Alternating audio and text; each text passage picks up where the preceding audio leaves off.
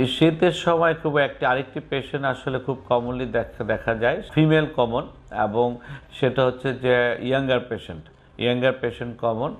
এবং আরেকটি জিনিস হয়তো বলা যায় রিলেটেড না, তারপরে বলি, সেটি হচ্ছে যে ফেয়ার যদি গার্ল হয় তারাও খুব কমনলি দেখা যায়। তাদের ক্ষেত্রে দেখা যায় তার কমপ্লেনটা নিয়ে আসে এরকম, সেটি হচ্ছে যে তার ব্যথা। দেখা যায় যে সে বলে যে আমার ব্যাক পেইন ইজ কমন, কখনো কখনো থাইতে পেইন বলে, কখনো কখনো হাতে ব্যথা বলে, কখনো কখনো হাঁটুতে ব্যথা বলে। দেখা যায় যে আসলে এই পেশেন্টটির সেরকম কোনো স্ট্রাকচারালি কোনো প্রবলেম নাই, আসলে তাহলে ব্যথা কেন? এটা খুব কমনলি যেটা হয়, এই ব্যথাটা আসলে দেখা যায় যে কমনলি আমরা পাই ভিটামিন ডি ডেফিসিয়েন্সিতে।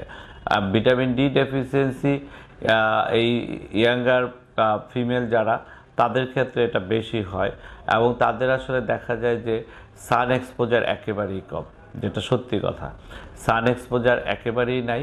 তো এই ক্ষেত্রে দেখা যায় যে তার সান এক্সপোজার নাই, ডেইলি তার যে এডুকেশনের জন্য তার আসলে একবারে হাউস কনফাইন, এসিতে থাকেন, স্কুলেও এসিতে যান, গাড়িতে এসিতে যান, মাঠেটা ঘাটে আসলে তার হাঁটা চলা নাই এবং মুভমেন্ট নাই, সেই ক্ষেত্রে তার ভিটামিন ডি। তাই সেই ক্ষেত্রে খুব মানে ইজি চিকিৎসা, সেটি হচ্ছে যে সহজ চিকিৎসার মধ্যে প্রথম কথা হলো তাকে বলতে হবে যে তোমার যে পজিশন মেনটেন করা, সেই যে তুমি পড়ালেখা যাই করো, তুমি ফ্লোরে বসে কিংবা খাটে বসে এই পড়ালেখা করো, চেয়ার টেবিলে বসে পড়ালেখা করবা, এবং চেয়ার টেবিলে পড়ালেখাটা আধা ঘন্টা পড়ে তুমি একটু জাস্ট 5 মিনিট একটা গ্যাপ দিয়ে আবার পড়বা। বসার সময়টা ব্যাকটা স্ট্রেইট রাখবা, পিছনে দরকার হলে একটা পিলো দিবা, এরকম সিস্টেম। এটা হলো পজিশন, শরীরের পজিশন।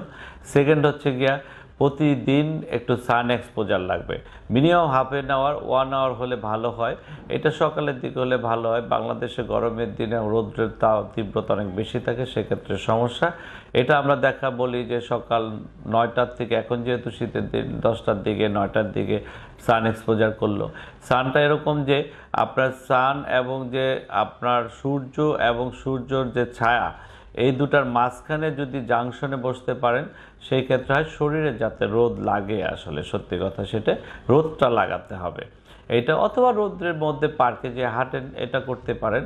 এটার সাথে তার সাথে আমরা কিছু ভিটামিন ডি অ্যাডভাইস করে দেই, সেটা 3 মাস 6 মাসের জন্য, আশা করি তাতেই।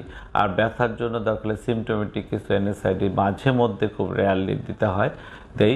এতেই আশা করি তার চিকিৎসাটা ভালো থাকে। যদি daily exercise is a very common, এটা হচ্ছে যে তাকে ডেইলি এক্সারসাইজ করতে হবে, পজিশন মেনটেন করতে হবে, ভিটামিন ডি রিপ্লেস করতে হবে। আশা করি এই চিকিৎসাতে ভালো থাকবেন।